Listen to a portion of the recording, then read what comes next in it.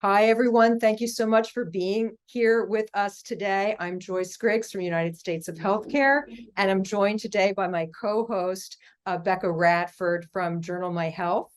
And as you know, we're always here to bring you more information, tips, and tools to be the very best advocate you can be for yourself when it comes to your healthcare. And I'm delighted today that we are joined by Dr. Alan Feren, who has over 50 years of experience on both sides of the stethoscope. And he's going to talk to us today about partnership with your healthcare professional and what does that look like. And I don't know if any of us have thought about it, but being in partnership with your doctor is really critical to getting the very best health and care that you can get. And there are many benefits to forming this partnership. And so how do you do it? So we're here to talk with Dr. Feren about how we can go about doing that. He is an expert in clinical content development and has a long career in patient advocacy. He's spent many years in developing medical software with companies, and their whole goal was all about supporting us as patients as we're going to our visits with our healthcare providers and really empowering us to partner in our care. So he also continues his advocacy through his program, My Personal Advocate. And we really encourage you to, the links are provided in the description here of the video. And please go and check out My Personal Advocate and what Dr. Feren has to offer. So I'd like to begin a little bit, Dr. Feren, if you would, by telling us, so what is partnership in a relationship with our doctor or a nurse practitioner, if we see a nurse practitioner, and why is it so important? As you mentioned, Joyce, first, thank you both for allowing me to spend this time with your audience. It's a pleasure. Partnership is something that I have thought about a great deal and initiated partnership with my patients dating back to even when I was a resident in surgery. To be a partner is more than being a passive individual who is listening to your doctor and saying, yes, doctor, yes, doctor, yes, doctor.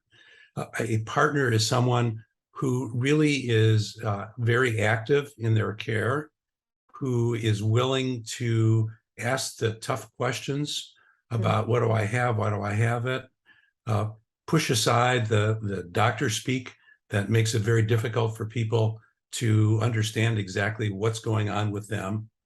They are also people who will follow and understand their treatment plan. We know from the data, it's clear that people who are partners in their care with their physicians have higher satisfaction rates, they follow their treatment plans, and they have better clinical outcomes. And this is really what used to be called patient-focused care. In the past, people spoke about the doctor-patient relationship.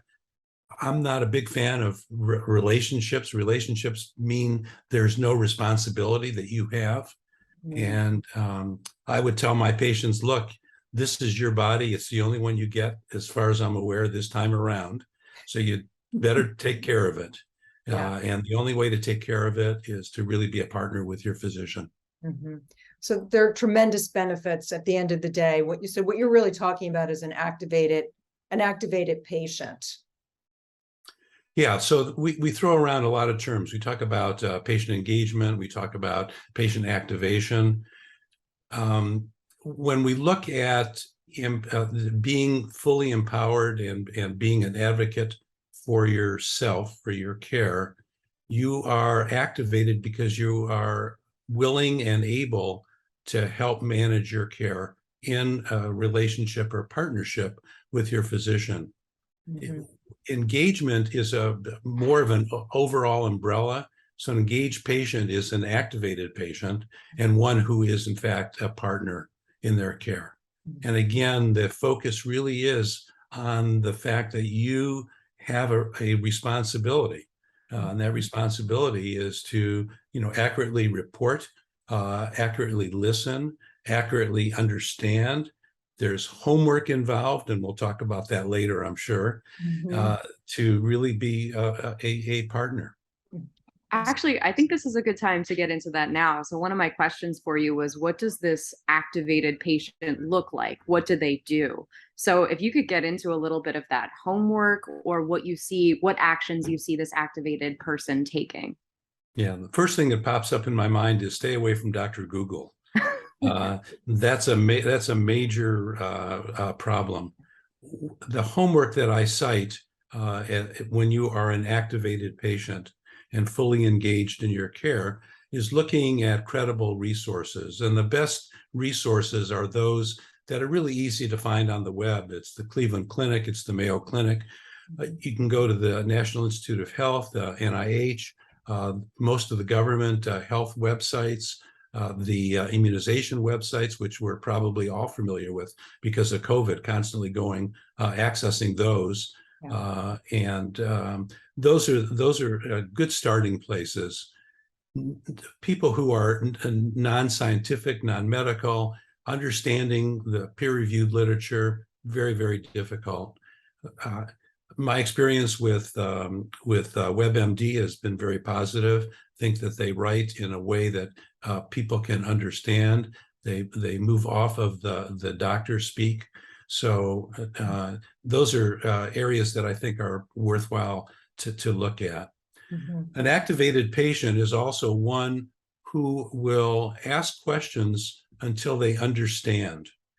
And this gets us back to, I think, a prior issue, which is how do I partner with my doctor? How do I find someone that's willing to partner with me? Well, Yeah. first of all, both parties have to be open to the concept. Some Mhm. doctors will say, yeah, I want to partner with you. But it's like the old saying goes, actions speak louder than words. Yeah. If you are in a situation where you're talking to your doctor and their eyes get glazed over, or they are interrupting you quite frequently, that's probably not the best fit for being a partner. So what are some of the other characteristics, Dr. Feren, that we should look for when we're looking for that, the physician or nurse practitioner, whoever it is we're seeing as our healthcare professional? What are some of those characteristics we need to be looking for? After you have that open and honest conversation with your doctor about, are you willing to partner? And they say, well, what do you mean by being a partner? And what I mean by being a partner is someone who is going to share in the decision making with me. So that's the shared decision making that we can speak about in a little bit. Yeah. Also, if a doctor starts interrupting you, or you see that they become visibly agitated when not necessarily challenging, but offering your opinion or saying, well, what about this as an alternative, then you know that that's someone who really probably in the long run is not going to be your best partner. Yeah. Yeah, and that's a great point. We have a couple of blog posts on United States of Healthcare about how to be your own health advocate, or what does self-advocacy mean. And we do talk about that, exactly that, like, always bring your questions, always tell your doctor, your whoever your healthcare professional is, tell them everything, and let them help you, discern like what are the priorities. But if they're not interested in hearing from you, then that is a red flag. You still have to do your homework. People can come in with a laundry list of 8 and 10 things, about that, and they have 10 to 15 minutes to identify what are the key issues. Yes. So that's part of the homework, is to prioritize and organize. But if your doctor gets glazed over when you start talking about a list of 4 or 5 things and say, we only have time to do one thing today, you know that's probably not someone who's going to be compassionate and interested in being a partner with you. Yeah. I think so. This might be an interesting exercise. So could you actually walk us through like what a typical office visit would look like that has a healthy partnership between a patient and the doctor? What does that look like to you? Well, I think that there is some prep work first that will be an enabler for a good partnership and a good office visit. I usually tell patients to arrive 10 minutes early, 15 minutes early, although that typically now, with at least in my experience, I'm always getting these reminders to show up 10 or 15 minutes. Usually those who are involved with electronic medical records, EMRs, you are able to do these e-sign-ins in advance. So they go over a lot of the different things of your condition, your health insurance, and so forth. So that's helpful, but it's better to be early than to be late. There's nothing worse for a physician who typically is going to run late anyhow, but in the event that they are running early, to wait for their patients. So that's not a good start. The second thing is to, again, emphasize, do your homework, make sure that you have the information that you need along with your questions associated with it, because that facilitates a good interchange with your doctor. It's helpful to have notes in between your visits or to journal if you've got a new onset of an illness. You want to be as accurate as you can about your signs and symptoms when they occur. Are they all the time? Are they part-time? All those kinds of things are very helpful for your physician. You want to, in some instances, take control over the conversation if you can. I think that leads to a better outcome. In other words, your physician will give you some information. You ask the questions until you understand. Very key. Be there with a companion, an advocate, if at all possible. But if not, record, ask, but of course, ask permission. With all of this, I think it's important for there to be some mutual respect in attempting to have this best experience that we're talking about. And it's important for you to be honest and open, so that if they're asking you if you're smoking, if you're taking drugs, if you're taking supplements, but you don't tell them, doctors need to know this information for them to really do their job. And so at the end, it's not active listening, but to summarize what it is that you've actually heard and what's your understanding of the treatment plan. When the treatment plan is finally agreed upon, make sure that you can follow that treatment plan. And if you're not able to, a good physician partner will spend a little extra time trying to understand and identify what are the obstacles that prevent you. So sometimes it's cost, sometimes it's transportation. So there are lots of other things that are important in terms of maintaining and managing your care and following a treatment plan. Sometimes it can be a drug that he or she wants you to take 3 times a day. Well, maybe that's just not comfortable for you. I myself find I need a reminder. I take a drug twice a day, and I use either my phone or my watch to notify me that I need to take it, because as the day goes on, I'm going to forget for sure. And so, adherence to that treatment plan is important. So an interesting study that I was just looking at when I was preparing for this was in the Annals of Internal Medicine in 2018. Physicians who led off the conversation with, how can I help you today? Or what brings you in here today? Found that there was very little interruption by the physician when the patient is trying to respond. But if you start off with all your symptoms and signs, the doctor typically will interrupt you within 11 seconds. So you know that that's not going to go very well in terms of a partnership. Yeah, you'll know right away. I want to go back to what you were saying about asking questions, because we know, I mean, I think you cited it today. We know that anybody who asks questions gets better healthcare. There's data that prove that out. But sometimes, we're in the office, the doctor is telling us something, maybe something new, or reiterating something we've heard before. And then they say, do you have any questions? And the mind goes blank. there's got to be some there. And I've said to people, then just ask them can you just repeat that? Or what other options do I have? Are there any other sort of go-to questions that we can put into our back pocket that could work in a lot of situations?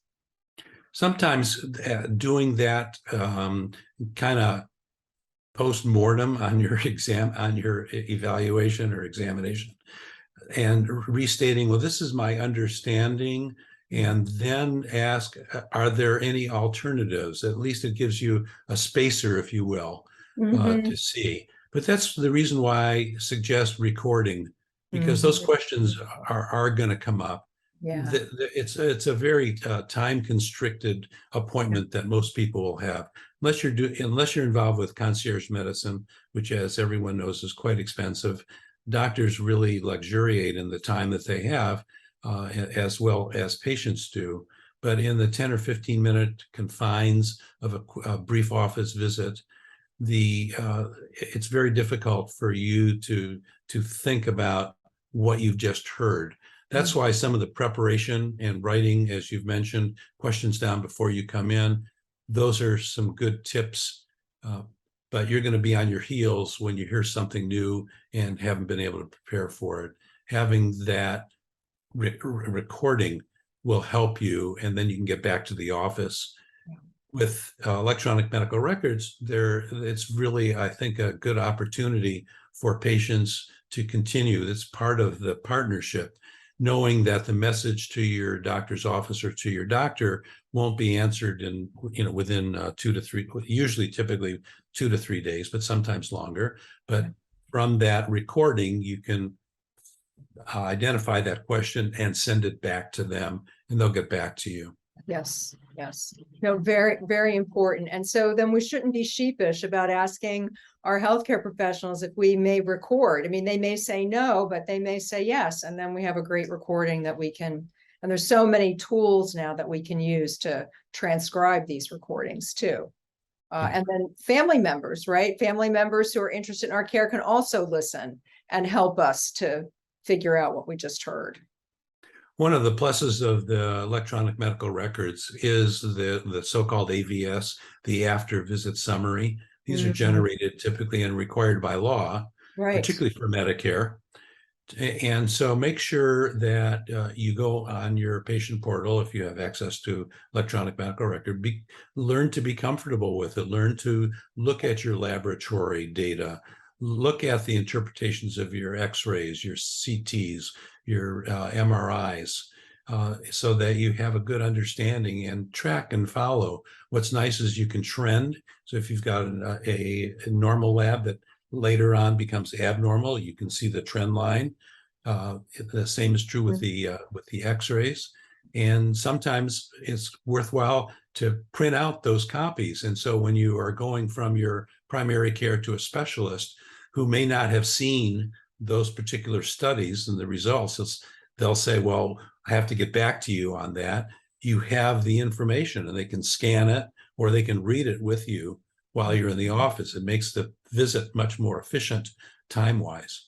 Those are such great tips, and this is like chock full of tips. I know that people are going to listen to this recording more than once because these are really important tips. And I just want to kind of go back to a little bit on the patient portal. If you don't already, just to our audience, if you're not already using the patient portal that your healthcare professionals are providing to you, then have somebody help you if you're not really sure how to use it, because there is a wealth of information there, and also a way of communicating with the healthcare team that you have. So it's really a very important tool that we have now as patients, that, before it was very difficult to get through to the doctor, because doctors and nurse practitioners and all of the healthcare teams are very busy. And so it's hard to get on the phone. Now we can at least have a dialogue, which I think is critical to our care. And make sure that when you use this, it's not for diagnosis and treatment.